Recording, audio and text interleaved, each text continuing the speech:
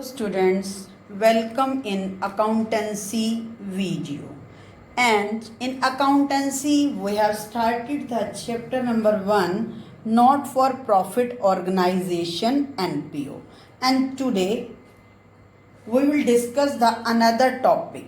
In last video, yesterday videos, you studied the solution of question related to subscription. But in this video, we will discuss next topic, cost of consumable goods.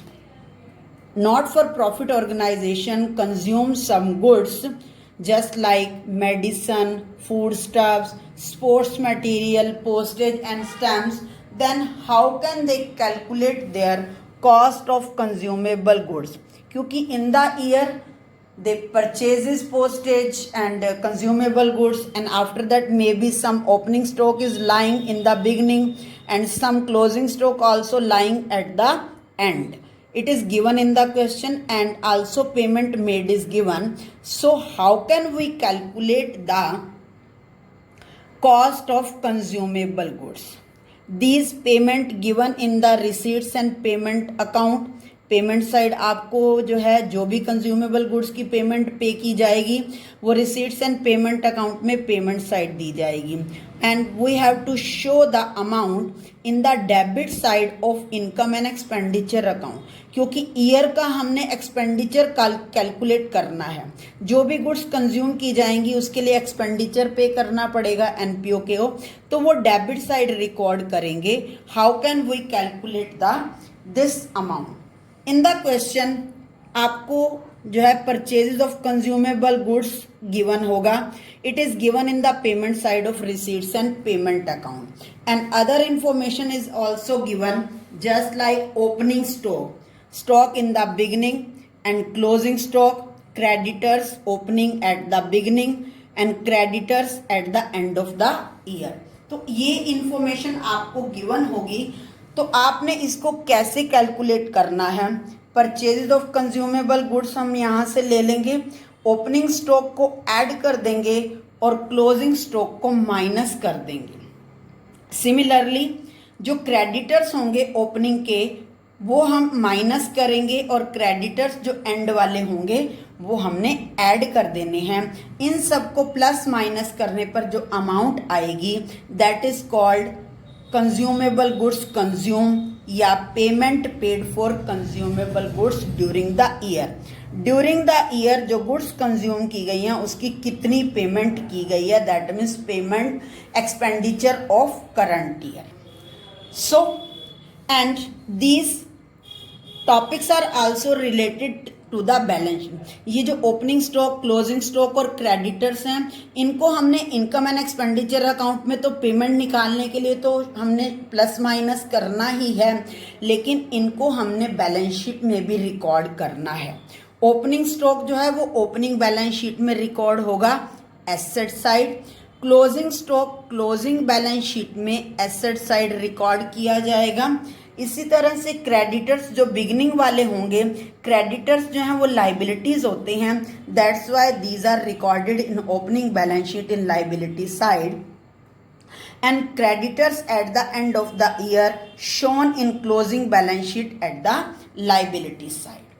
सो यहाँ जो plus minus करने के बाद जो amount आएगी it is recorded in debit side of income and expenditure account, और ये हमने ओपनिंग और क्लोजिंग बैलेंस शीट में रिकॉर्ड करना है.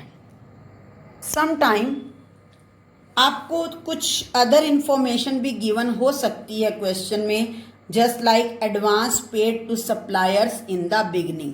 हमने जो भी कंज्यूमेबल गुड्स कर रहे हैं यूज़ कर रहे हैं उनके सप्लायर्स को हमने एडवांस पेमेंट कर दी बिगिनिंग में, तो that means it is added when we calculate the payment paid to creditor. हम जो ये कंज्यूमेबल गुड्स को जब हम कैलकुलेट करेंगे उसमें ये ऐड हो जाएगा advance payment to supplier in the beginning, और एंड वाला माइनस हो जाएगा. इसी तरह से इसको बैलेंस शीट में भी रिकॉर्ड किया जाएगा. जो ओपनिंग एडवांस होगा वो ओपनिंग बैलेंस शीट में एसेट साइड रिकॉर्ड कर दिया जाएगा, and closing advance paid to suppliers is recorded in closing balance sheet asset side. So now we will discuss this concept with the help of some questions. Let's understand this concept with the help of question number 21 of D.K. Goyal book. Calculate the amount of medicines consumed to be debited to income and expenditure account for the year ended 31st March 2019. Particulars: amount, opening stock of the medicine 50,000, closing stock of the medicine 45,000 more than opening stock. तो that means 45,000 हमने मोर करना है, तो that means here closing stock जो बनेगा वो बन जाएगा 95,000, because 50,000 plus 45,000 added them, it become closing stock 95,000. Next, amount paid for medicine during year rupees 2 lakh. Opening creditors 20,000 and closing creditors are 50% of opening creditor. तो 20,000 का 50% calculate कर लेंगे, it become 10,000. So how can we calculate which amount is debited to the income and expenditure account?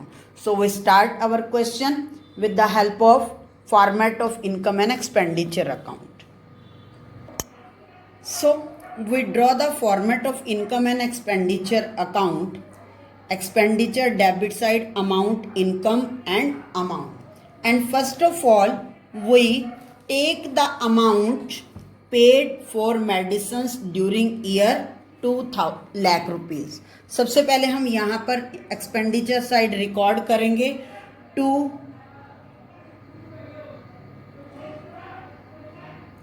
amount paid, that is 2 lakh. After that we add opening stock. Opening stock की value आपको given है 50,000 और closing stock है 45,000 more than, it become 95,000. तो अभी हमने format में क्या बताया कि ओपनिंग स्टॉक को आप ऐड कर दोगे एंड क्लोजिंग स्टॉक को आप माइनस कर दोगे, less closing stock 50,000 plus 45,000 is equal to 95,000. When we subtract, then amount become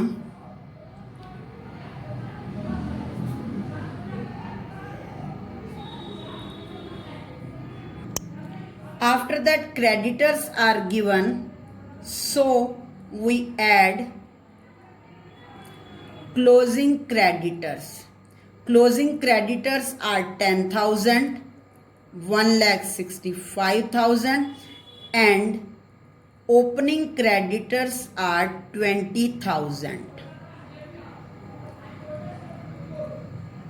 So amount become 1,45,000, that is considered medicines consumed.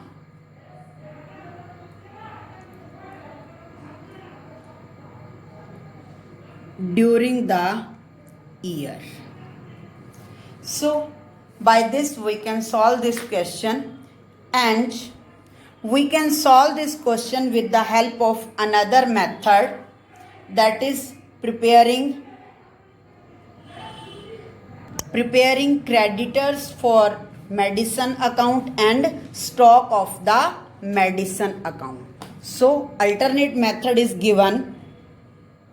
Firstly we prepare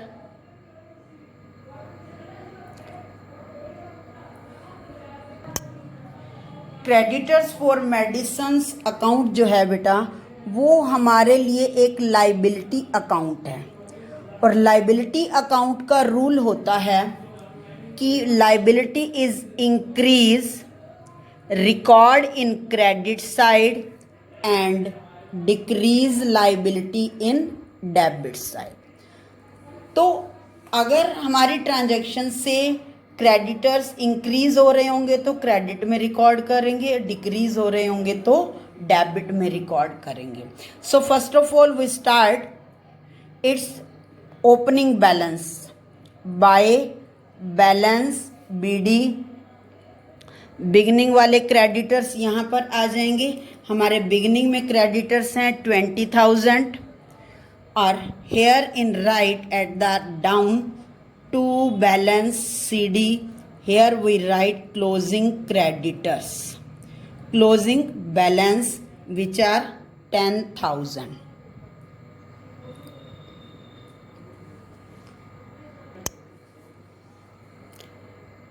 so first of all हमारे को given है amount paid, तो amount जब हम paid कर देंगे creditors को तो that means is decrease the creditor. Here we record to bank account and this amount is given in receipts and payment account. ये अमाउंट हमने कहाँ से लिया? रिसीट्स एंड पेमेंट अकाउंट से 2 lakh rupees. Then it's total become 2,10,000.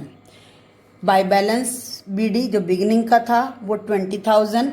Remaining जो figure रह जाएगी 1,90,000 that is consider by purchases of medicine. ये हमने in the year whole year purchase किया है. NPO ने 1,90,000. Next we prepare stock of medicine account. It is asset account. Asset account का जो इंक्रीज होता है वो डेबिट में रिकॉर्ड होगा और डिक्रीज जो है वो क्रेडिट में रिकॉर्ड होगा. So first of all we write here opening stock to balance BD 50,000, closing balance by balance CD 95,000. Now here two items which we have to find out. Here we write purchases. देखो हम asset है, asset को purchase करेंगे, increase हो जाएगी. So we record in debit side to purchases of medicine. ये medicine हमने credit में परचेज की हैं 1,90,000. Then total become 2,40,000. And here by balance CD is given, closing assets is given 95,000. Now we calculate the balancing figure to become it 2,40,000 and balancing figure is 1,45,000 which we show in income and expenditure account. हमने working note से यही 1,45,000 calculate की थी और इसको हम stock और creditors के थ्रू भी कैलकुलेट कर सकते हैं. I hope you understand this concept. Next question is question number 23rd. Calculate the what amount will be posted to income and expenditure account for the year ended 31st March 2015. Stock of the stationery beginning में 7,000, creditors हैं beginning के 4,000, advance paid to stationery carried forward 1st April beginning में 6,000, stock of stationery on 31st March 15, closing stock है 3,000, creditors for stationery on closing that is 8,000, advance paid for stationery at the end of the year 1,500, and total in during the year amount paid for stationery is 42,000. So how can we calculate? We can use any one method by ledger accounts or income and expenditure account. So we calculate. First of all, payment is given. Payment given for purchases of stationery is equal to 42,000. And here given creditors. कौन से creditors जो हैं हमने less करने हैं opening creditors less हो जाएंगे, creditors at the beginning that is 4,000 और हमारे जो एडवांस होंगे एट द एंड, ये दोनों माइनस हो जाएंगे।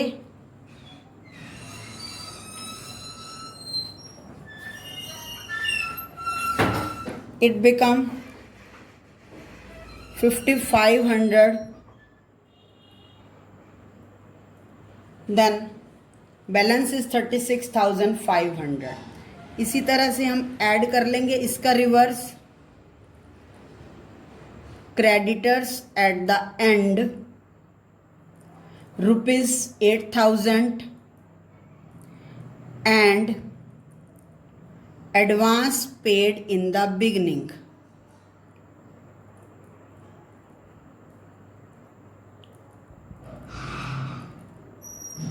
it is 6,000, total become 14,000 and total become 50,500. Next, at the end we decrease the closing stock and add the opening stock. Stock at the end ₹3,000, ये minus हो जाएगा, and add stock at the beginning that is 7,000, then total amount paid debited to the income and expenditure account that is 54,500. I hope you understand this concept. Next topic is accounting treatment of expenditure, that means concern with outstanding. Outstanding expenditure को हम कैसे solve करेंगे? For example, expenses or rent paid during the year. ये आपको receipts and payment account में given होगा, payment side. So if the outstanding at the beginning is given, then it is outstanding rent at the end of the year. जो end में outstanding expenses होंगे वो add हो जाएंगे, और अगर आपको outstanding in the beginning given होगा तो दैट इज माइनस कर. Outstanding at the beginning is less.